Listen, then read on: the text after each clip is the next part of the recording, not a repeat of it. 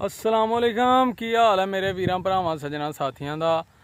ते उम्मीद करने कि ठीक ठाक होवोगे। ते बड़ी दिनों बाद अज मुलाकात है तुहाडे नाल, क्योंकि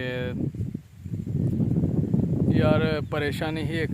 अल्लाह का शुक्र है, ध्याड़ियां दुआवां अल्हम्दुलिल्लाह। परेशानी तो अल्लाह ताला ने उस आजमाइश चूँ कट दिता है। अल्लाह का शुक्र है, बड़ा करम है। तो मैं क्या अज अपने वीरां नाल मुलाकात कर लीए छोटी जी। ते दोस्तों असी आ गए हैं जनाब इस टाइम पैली दे विच पट्ठे शट्ठे वड़ लिए सुबह सुबह। ठीक है जी, हवा बड़ी मज़ेदार अज ठंडी ठंडी चलन डी है, क्योंकि कल बारिश हुई ही। ठीक है जी, मौसम बड़ा ज़बरदस्त है। ठीक है, तो दोस्तों तुहाडे सामने ही है बाकी सारा प्रोसेस। तो साडे चैनल नूं सबसक्राइब करो, फॉलो करो, शेयर करो। तुहाडी सपोर्ट की बहुत ज़रूरत है। ठीक है, फिर मिलांगे। ओके, अल्लाह हाफिज़, अस्सलाम वालेकुम।